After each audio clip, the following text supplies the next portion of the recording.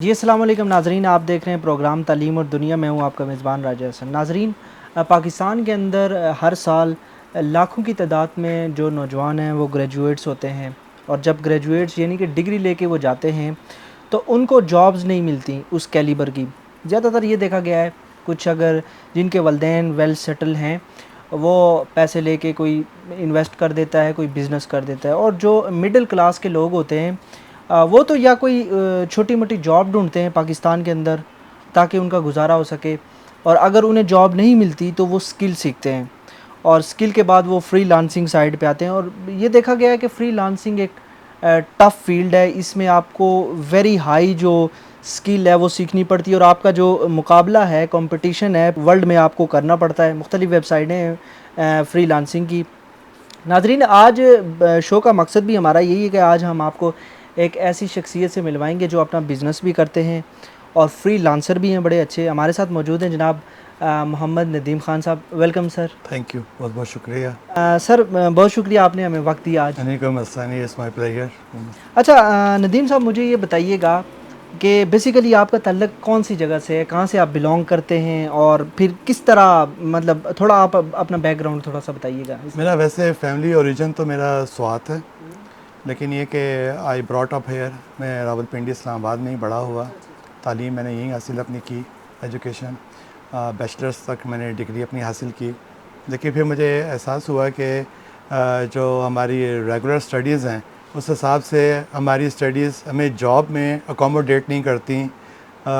Job मिलने में बहुत प्रॉब्लम आती हैं। तो मेरी फ़र्स्ट जॉब भी कुछ टेक्निकल बुनियाद की थी, तो मुझे वो फिर उससे मेरा बैकग्राउंड पहला शुरू हुआ स्किल्स डेवलपमेंट का, कि यार अपनी स्किल्स को आप डेवलप करो, आप उसके अंदर चीज़ें सीखो।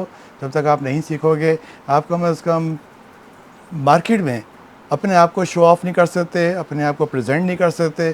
तो बात वही है कि आजकल मैं ये कहता हूँ कि हम लोग कहते हैं कि तालीम एक ज़ेवर है, तो प्रेजेंटेबल के लिए भी यही है कि जब आपने कहीं प्रेजेंट होना है तो ज़ेवर तो चलो ठीक है, वो आपको एक अच्छा लग रहा होता है, लेकिन साथ साथ आपको अपनी स्किल्स भी वो ज़्यादा उसको इन्हेंस कर देती है कि सर आप जिस काम के लिए, पर्टिकुलर काम के लिए आप ये हायरिंग कर रहे हो, मैं इस काम के लिए पूरी तरह से मैं इसमें आपको अपनी सर्विसेज ऑफ़र कर सकता हूँ, मैं इस काम को पूरी तरह कर सकता हूँ। अब इसमें अभी हमारे यहाँ एक मैं समझता हूँ एक अशद ज़रूरत है पाकिस्तान में, चूँकि हमारे यहाँ फ्रीलांसिंग बहुत लेट रिकॉग्नाइज़ हुई है। अमेरिका वगैरह में फ्रीलांसिंग बेसिकली इज़ नॉट ये एक टर्म्स है जिसमें हम ये कहते हैं कि आप किसी एम्प्लॉयर के एम्प्लॉई नहीं हैं, आप सिर्फ़ और सिर्फ एक हायर्ड हैं।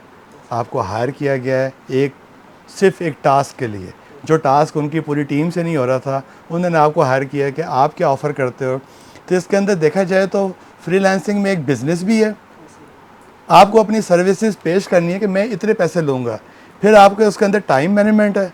पहला तो आपका हो गया कि आप बिज़नेस के आपको पता होना चाहिए कि मैं कितनी ऑफ़र कर रहा हूँ। सेकंड इसमें स्टेप आता है कि आप टाइम मैनेजमेंट, कि आप कितनी देर में ये काम करके इनको दे सकते हैं। अगर आप शॉर्ट टाइम में करके देते हैं तो जो आपको हायर कर रहा है, जो आपको काम दे रहा है, वो बल्कि प्लीज़ भी होगा। अच्छा नाज़रीन, आपको यहाँ पे बताते चलें कि ये जो मोहम्मद नदीम साहब हैं हमारे साथ जो प्रोग्राम में मौजूद हैं, ये जो है ग्राफिक डिज़ाइनिंग और कंटेंट राइटिंग करते हैं। सर, इसी रिलेटेड हमारा अब सवाल भी है कि सर, ये बाज़ औक़ात होता है मुख्तलिफ़ जो फ्रीलांसर्स हैं कैटेगरी चूज़ कर रहे होते हैं, कोई ग्राफिक डिज़ाइनर है, कोई वीडियो एडिटर है, कोई मुख्तलिफ़ आपने देखा होगा फ्रीलांसिंग मार्केट में ये चीज़ें चल रही हैं। सर, आपने ग्राफिक डिज़ाइनिंग और कंटेंट राइटिंग ही क्यों चूज़ की? ग्राफिक डिज़ाइनिंग मेरे लिए बेसिकली स्टार्ट में तो सिर्फ़ और सिर्फ एक इलस्ट्रेशन थी। मैं सिर्फ एक ड्राइंग बना के मैं कहता था कि बचपन में जैसा बच्चे बनाते हैं, वो उनकी अपनी एक क्रिएटिविटी होती है। लेकिन हम लोग बच्चों की क्रिएटिविटी को, मैं इन साइकोलॉजी टर्म्स बता रहा हूँ, कि बच्चों की उस क्रिएटिविटी को हम लोग बाय फोर्स उसको हम ख़त्म करवा देते हैं, उसको इन्हेंस नहीं करते। दुनिया में हर बच्चा कहीं ना कहीं से क्रिएटिव पैदा होता है, क्रिएटिव माइंड के साथ। तो वो ड्राइंग बनाए, मिट्टी के साथ खेल के कुछ स्कल्पचर बनाए, या कोई कागज़ कोई काट पीट के वो कोई डब्बे या ऐसी कोई चीज़ बनाता है, तो ये क्रिएटिविटी है। तो कुछ लोग आर्टिस्ट बन जाते हैं, लेकिन जब उनको देखते हैं कि उसमें फ्यूचर नहीं है तो वो छोड़ देते हैं।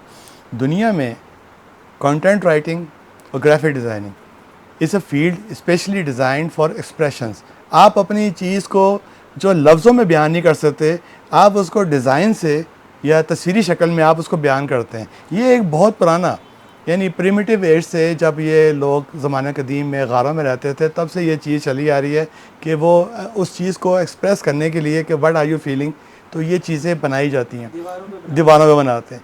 मैंने भी ग्राफिक डिज़ाइनिंग स्टार्ट की आफ्टर 33 इयर्स ऑफ एक्सपीरियंस। मैंने जॉब जो एक्सपीरियंस थी वो मैंने उसको स्टार्ट किया, और इसमें मैंने जो पाकिस्तान में ये अदारे हैं जिसमें मैं अपने गुरु शाम सरवर साहब को मैं बहुत क्रेडिट देता हूँ कि बिकॉज़ ऑफ हिम आज मैं इस काबिल हूँ कि मैं ये बात आपसे कर सक रहा हूँ, इतना नॉलेजफुल हूँ मैं। तो ये है कि मैंने इसको डिजी स्किल्स पे मैंने किया। डिजी स्किल्स के बाद मुझे कुछ तशनगी सी रही कि यार कुछ अभी चीज़ मिसिंग है, मेरे हाथ में परफेक्शन नहीं आ रही। तो फिर मैंने इसको मज़ीद ऑनलाइन काफ़ी मैंने कोर्सेज़ किए, अडोबी वेबसाइट से भी मैंने किया, और काफ़ी इसके ऊपर मैंने वर्किंग की। आफ्टर ऑल मैंने अपने आप को टारगेट देना शुरू किया कि ये एक डिज़ाइन है, इसको मैंने बनाना है, हूबहू कॉपी करना है। तो बाज़ लोग इसको बड़ा बुरा समझते हैं, लेकिन कॉपी में भी आपको अपनी स्किल्स का पता चल जाता है कि आप डिज़ाइनिंग में, हाँ, प्रैक्टिस में आप कितने हद तक हैं। अब जब आप बार बार उस पेंटिंग को बनाते हैं, इस तस्वीर को बनाते हैं, तो आप इस काबिल हो जाते हैं कि आप विद इन टाइम फ्रेम आपके माइंड में आइडियाज़ आने शुरू हो जाते हैं, आपके सॉफ्टवेयर ऑटोमेटिकली सेट हो जाते हैं। और सबसे बड़ी चीज़ ये कि वो इंसान के अंदर जो अपनी एक क्रिएटिविटी है, आप किसी से क्लाइंट से बात कर रहे होते हैं, यार आपको क्या चीज़ चाहिए, तो आप बना के दे सकते हैं। कंटेंट राइटिंग का जहाँ तक सवाल है, वो मेरा इसलिए कि मेरे फादर जिन्होंने मुझे अडॉप्ट किया था, मैं वो जर्नलिस्ट थे पाकिस्तान के मायानाज़, तो उनकी वजह से मेरे अंदर राइटिंग स्किल वो शुरू से थी, स्कूल कॉलेज लाइफ से। मैं उस टाइम तो ऐसे वगैरह लिखता था, लेकिन मैंने जब उसको कंपेयर किया कि यार मैं जो ऐसे लिख रहा हूँ और जो मेरे फादर एक अखबार में स्टोरी लिख रहे हैं, इसमें क्या फ़र्क है तो basically is a collection of words, चुनाव है लफ्ज़ों का, जो एक आप उसको बना रहे हैं, तो उसमें क्या फ़र्क है। फिर मैंने भी उसको ऐसे को अपने जो हमें स्कूल में पढ़ाया जाता है उससे हट के मैंने स्टोरी लिखनी शुरू की। तो अभी जो है मेरा कंटेंट राइटिंग का सबसे बड़ा तो यही है कि मैं ई बुक्स के ऊपर मेरा ज़्यादा रुझान है। बाकी अगर कोई कहता है जी हमारे लिए आप ये डिज़ाइन कर दें, हमें लिख दें, तो CV, resume, letter, business letters और आर्टिकल्स, न्यूज़ आर्टिकल्स, जितनी भी चीज़ें हैं जहाँ जहाँ कंटेंट राइटिंग की ज़रूरत पड़ती है, मैं वहाँ पे अपनी खदमात पेश करता हूँ। अच्छा नदीम साहब, ये भी बताइएगा कि जो नए लोग हैं फ्रीलांसिंग बिज़नेस में आना चाहते हैं, उनको आप क्या कहेंगे कि वो कैसे इस फील्ड में आ सकते हैं? उसके अलावा जब आपने ये स्टार्ट किया, आपको किस किस मुश्किलात से गुज़रना पड़ा, ये ज़रा बताइएगा। मुझे तो राइटिंग के अलावा ग्राफिक डिज़ाइनिंग में तो मुझे बहुत मुश्किलात आई, क्योंकि मेरे पास स्टार्ट में इतना अच्छा कंप्यूटर नहीं था जिस पे मैं ये सीख सकता। लेकिन लकीली मैंने जब ग्राफिक डिज़ाइनिंग कंप्यूटर पे स्टार्ट की थी, तो वो कोलर ड्रा का ज़माना था, और कोलर ड्रा उस ज़माने में पाकिस्तान में नया नया इंट्रोड्यूस हुआ था। बाहर के मुल्क में तो बहुत पहले से था, पर पाकिस्तान में नया नया इंट्रोड्यूस हुआ था, और जितने पब्लिशर्स थे, लोकल पब्लिशर्स, वो कोलर ड्रा के ऊपर डिज़ाइनिंग करने लगे थे। कोलर ड्रा के ऊपर जब मैंने काम शुरू किया, तो मैंने फिर उसी पर प्रैक्टिस करते करते जब काफ़ी मेरा हाथ ठीक हो गया, तो मैंने जब ऑनलाइन काम करना शुरू किया, तो पता चला कि there is no such demand, they are requiring a much more higher than the collar draw. वो कोलर ड्रा को अब इतना वो नहीं समझते, वहाँ पे अब अडोब इलस्ट्रेटर है, अडोब की और बहुत सारे सॉफ्टवेयर्स हैं, बल्कि ऑनलाइन भी कुछ ऐसे सॉफ्टवेयर हैं जिनके ऊपर काम करके आप एक क्रिएटिविटी निकालते हैं। यानी अब आप समझने कि मिक्स एप्लीकेशन है, आपको 2-3 एप्लीकेशन आप सॉफ्टवेयर के ज़रिए आपको एक डिज़ाइन बनाना पड़ता है, जिसमें फ़ोटोशॉप भी यूज़ करना है, आपने ये भी यूज़ करना है। तो अडोब इलस्ट्रेटर के ऊपर जब मैंने काम करना शुरू किया, तो मुझे लगा कि यार बहुत फ़र्क है इसके स्टैंडर्ड में और कोलर ड्रा के स्टैंडर्ड में बहुत फ़र्क है। डिज़ाइनिंग बहुत आसान है इलस्ट्रेटर के ऊपर, और बहुत परफेक्शन है। तो अगर कोई आना चाहता है इस फ्रीलांसिंग का सोच, मैं ही समझता हूँ कि this is the right moment, क्योंकि अब बहुत सारे फ्रीलांसर्स हैं और मेरे ख़्याल में कुछ ऐसे एजुकेटर्स भी हैं, यूट्यूबर्स जिनको हम कहा जाता है, ऐसे भी हैं जो कि आपको फ्री फंड में आपको विदाउट एनी कॉस्ट वो आपको सिखा रहे होते हैं, स्किल्स डेवलपमेंट कर रहे होते हैं। लेकिन जब आप वही स्किल किसी प्रॉपर इंस्टीट्यूट से, या आप तो ऑनलाइन कोर्सेज भी फ्री हो जाते हैं, आप वहाँ पे भी आप देखें तो आपको लगेगा यार इसमें काफ़ी मैं सीखने को मुझे मिल रहा है। लेकिन सिर्फ सीखना ही एक हद तक नहीं है। आप जब तक अपना क्रिएटिविटी का माइंड को आप अपनी परेशानियों से निकाल के क्रिएटिविटी पे आप नहीं लाएंगे, आपके जहन में कोई डिज़ाइन नहीं आएगा। तीसरी चीज़ फाइनेंशियल सपोर्ट के लिहाज से मैं कहता हूँ इस टाइम पाकिस्तान में नौजवान नस्ल को इस फील्ड, हमारी जो बहनें हैं, बेटियां हैं, घरों में बैठी हैं, कुछ उनके पास नहीं है, खुदारा मैं उनको भी एक रिक्वेस्ट करता हूँ कि बेटा आप घबराएं नहीं। आप ऐसे बहुत प्लेटफॉर्म्स आ गए हैं जहाँ पे आप ग्राफिक डिज़ाइनिंग ना सही, आप एजुकेट करें, आप उन्हें कुरान की तालीम सिखाएं, आप उनको वीडियोस बनाएं, आप अच्छी वाली तालीमी, आप उनको स्टार्ट स्कूल से ले के मैट्रिक तक आप उनको पढ़ाएं, एजुकेशन दें। और जितना भी आप अपनी फील्ड में, मैं तो एक चीज़ अक्सर कहता हूँ कि पहले आप अपने आप को दरियाफ्त करें, आपके अंदर क्या है। अच्छा, आपको याद हो कि आपने सबसे पहले कोई फ्रीलांसिंग का प्रोजेक्ट कब लिया था और कब से मतलब स्टार्ट किया आपने फ्रीलांसिंग? मेरा पहला प्रोजेक्ट जो था फ्रीलांसिंग का, वो बेसिकली मैंने किया था एक कंपनी के लिए 1995 में। तो उस टाइम विंडोज़ 95 आई थी और that was a totally difficult moment for me कि मैंने एक काम किया था उस टाइम जो कि उस ज़माने में होता था।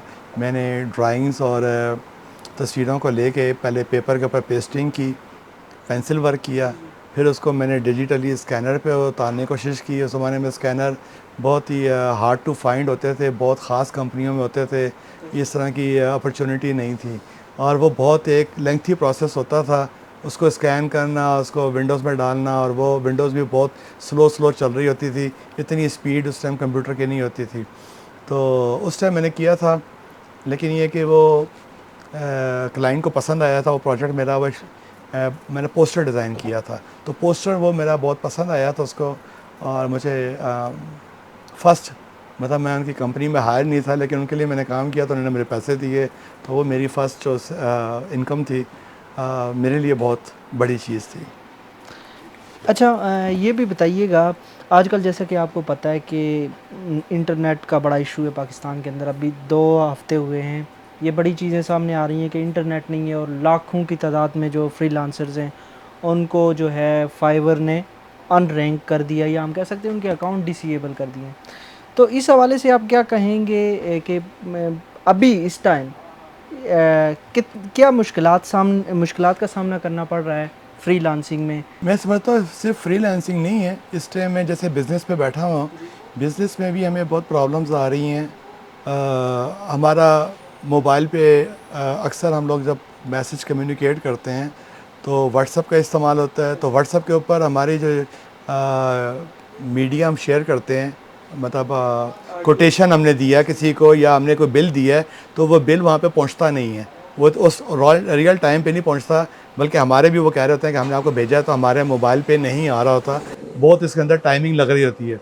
सेकेंडली जो प्रॉब्लम है वो प्रॉब्लम आ रही है इस चीज़ की कि नेट के ऊपर आपकी स्पीड नहीं है, कई दफ़ा आपको वो बाहर निकाल देता है उस जगह पे जो आप अपलोड कर रहे होते हो।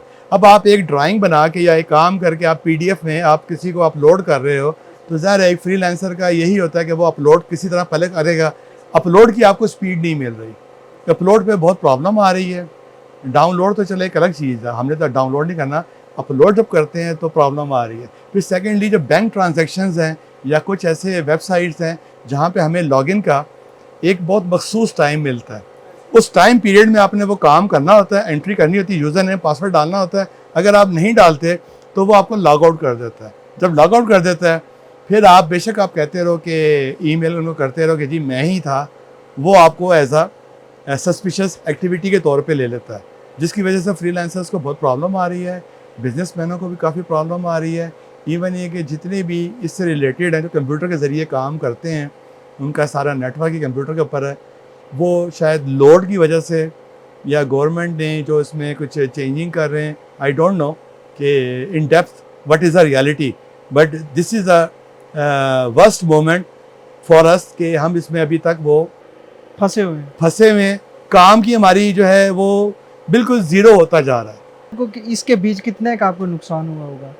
सर इसकी वजह से तो बहुत नुकसान हो रहा है फ्रीलांसर्स का। इवन ये कि मैं समझता हूँ कि अर्निंग बहुत ज़्यादा प्रॉब्लम क्रिएट कर गई है बहुत हद तक। ख़ास तौर पे जो न्यू हैं, जो अभी अभी इस फील्ड में आए हैं, उनके लिए ये बहुत ज़्यादा डिसहार्टनेस का बायस बन रही है।